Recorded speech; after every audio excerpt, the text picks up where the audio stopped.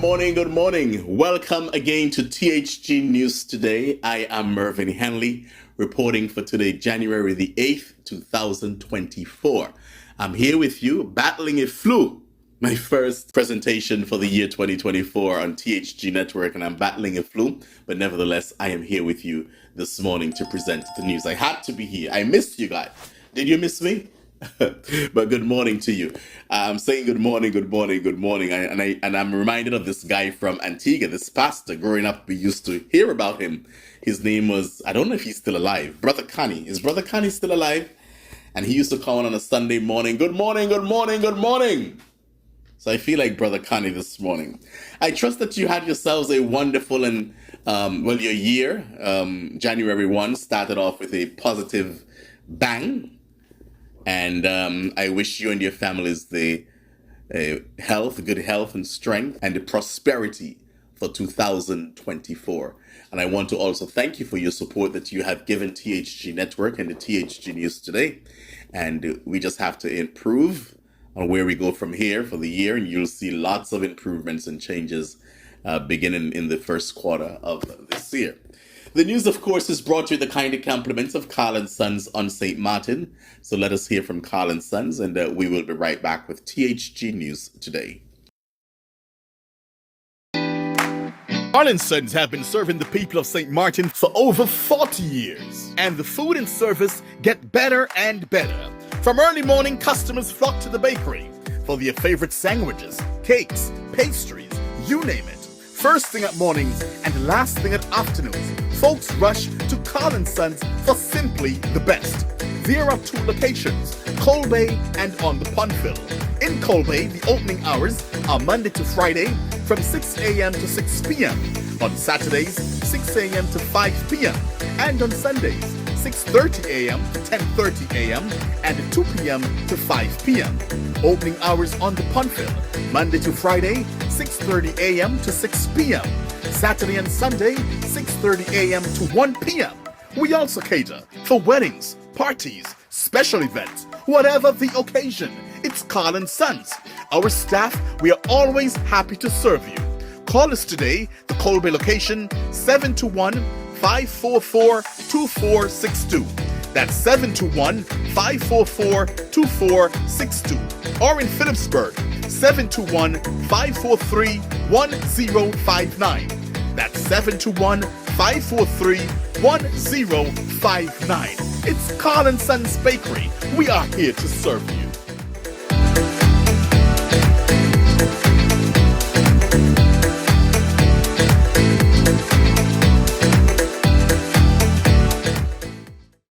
In a significant development for Caribbean regional travel, Inter-Caribbean Airways is excited to announce the upcoming launch of its new non-stop flight service connecting Bridgetown, Barbados and Kingston, Jamaica.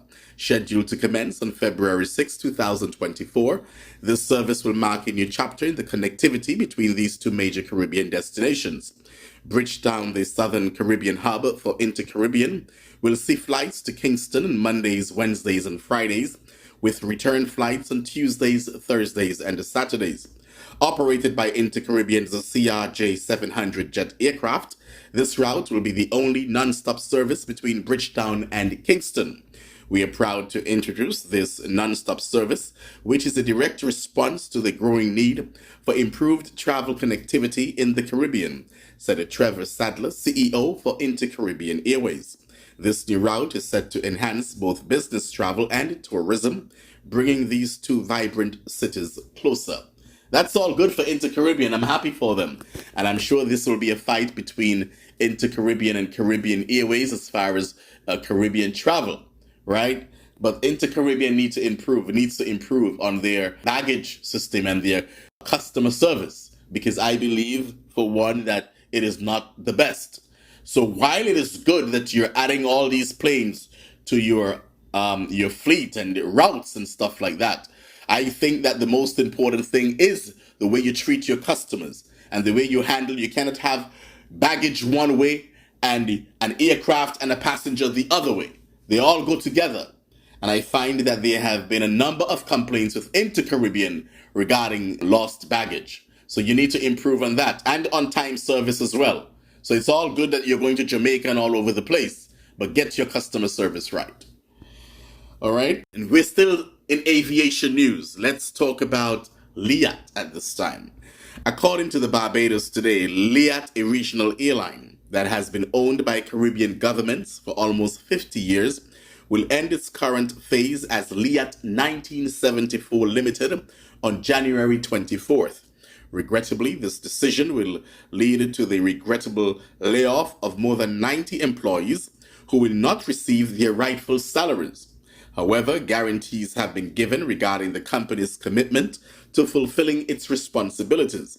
Barbados Today acquired a letter signed by the administrator, Cleveland Seaforth, dated Thursday, which transmitted this information.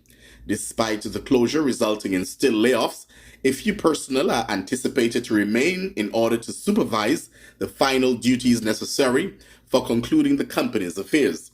According to one of the few remaining employees, this action is part of the process to form its replacement, the projected LIAT 2020 Limited. The court-appointed administrator Seaforth has made the decision to permanently halt all commercial flying operations of the scaled-down LIAT, effective from the end of business on January 24th, 2024. This decision comes after careful consideration and evaluation of the current operations. LIAT had collapsed in 2020, resulting in numerous job losses throughout the region. Seaforth informed the employees that the company is now unable to provide any severance payments. However, it assured them that it will fulfill its responsibilities regarding severance, vacation compensation, retroactive pay, and any unpaid salaries. The letter stated that the corporation acknowledges its responsibility regarding the listed entitlements, which will be given to you separately within 45 days of receiving this letter, after the necessary calculations have been finalized. So LIAT 1974, the current LIAT 1974 Limited, will collapse after the end of January. And then I believe the Antigua and Barbuda government, they have been working on LIAT 2020 Limited. I'm not sure when that will come on board, no pun intended. I'm not sure when we'll see that, but hopefully that will be soon, because I am maybe one of the few who believe that we still need LIAT, and LIAT has proven to be a reliable service, whether or not you want to admit it, and especially when you have an airline with 0 accidents for the 60 years or how many ever years that is, that we have there, 0. So when you think of security and LIAT being in the skies for so long and providing such a service, regional travel throughout the Caribbean, I am one of the few, because I know a lot of you feel that we need to be just done away with LIAT. But I love my LIAT. I love my LIAT, so I'm hoping that they can come on board pretty soon after the collapse of LIAT 1974. Okay, so that's 1974. So we're expecting now LIAT 2020. So we'll see how that goes. I know that Caribbean governments, some of them, are very cold to the idea, but the Antigua government, under the leadership of Prime Minister Gaston Brown, he is fighting tooth and nail for LIAT to be back in the skies pretty soon. So we'll see what happens. Well, just like this news is taken over by aviation this morning, but I have to talk about the Alaska Airlines. That was crazy. That was something that took place last week there. Following the Alaska Airlines emergency in Portland, Oregon on Friday, the Federal Aviation FAA grounded all Boeing 737 MAX 9 planes. Boeing confirmed in November 2021, this was the first time when they had that incident, that it created an unsafe airplane. That's the Boeing 737 MAX, but proceeded after making significant changes. Boeing has told airlines then operating the contentious Boeing 737 MAX to inspect the rudder control system for a potential loose bolt. And what took place last week was a panel on the side of the Alaska Airlines 737 MAX that blew out, resulting in a mayday and a tough but successful emergency landing in Portland on Friday night. Following the recent Alaska Airlines tragedy, the FAA appears to be taking no chances and has immediately prohibited all airlines in the United States from operating the B737 MAX. So all of them are out the air. And I don't know about you, but since that incident took place in November of 2021, from since then, do you know what I do when I'm traveling? And I travel often enough, but when I do travel, I'm always looking at the details when I'm booking that flight to see what type of aircraft it is. I kid you not. And anytime I see a MAX on my flight, on that flight, I will change it. I will change my flight. I always look at the details, because you can click on the details when you're on these sites and you can see what aircraft they have. And I will go with anything else except that MAX. And now here it is again, the MAX. This one is the B737 MAX 9 offline. Again, all of them out of the skies. Yeah. Finally, in our news this morning, the British Virgin Islands. I am not surprised by this outgoing governor, John Rankin. We knew it was coming. And he's saying, oh, additional powers. He's seeking additional powers. Or the governor is seeking additional powers. But he's not asking for a complete takeover. But we know that is the end result they're seeking, right? So the British Virgin Islands outgoing governor, John Rankin, has stated that the government will miss the May deadline for implementing the Commission of Inquiry recommendations and accused ministers of stalling nearly 2 years after the damning report was released, highlighting the corruption across various government levels. In his final quarterly report released on January 5th, Rankin said the government has had ample time, 21 months, to initiate real reform, but has only managed a total of 25 of 48 recorded, with only 5 months left before the deadline expires. So they had 21 months. 21 months is just under 2 years. And you're saying they have completed 25 of the 48? I mean, come on, cut the guy some slack. I mean, yes, they need to get it together, but at the same time, you want additional powers because they have reached halfway, but you want them to finish this right now, and because of that, you want additional powers. But anyway, let me continue to read.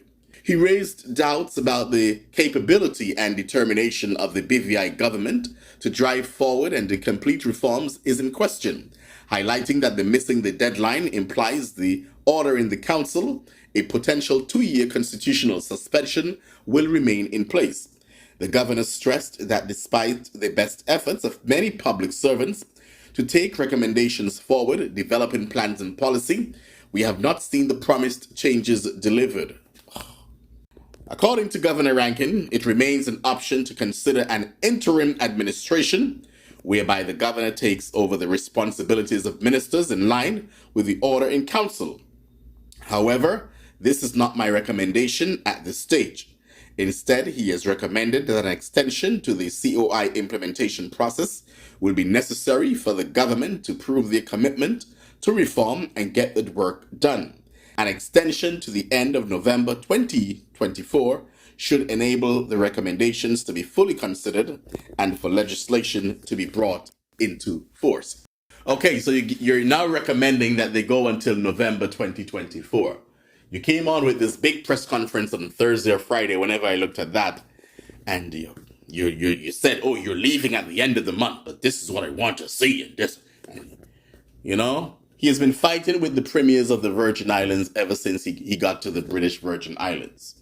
And quite frankly, can I tell you though, the way that this governor will speak about the governments there and indirectly the people, I think this governor is a racist.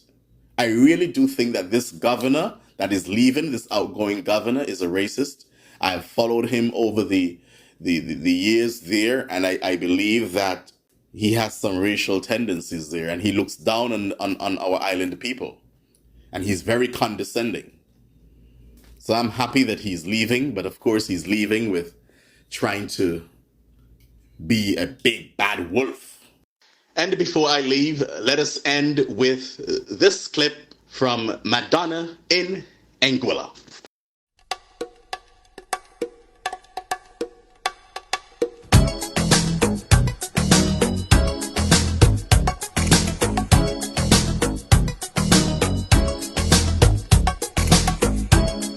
como pudiese llegar.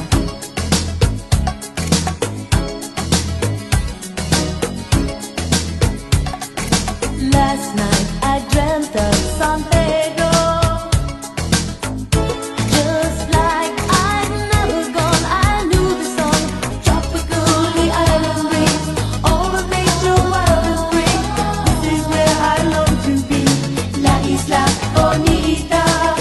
And when the sound was played, the sound would set so high, ring through my ears and sting my eyes. The Spanish lullaby.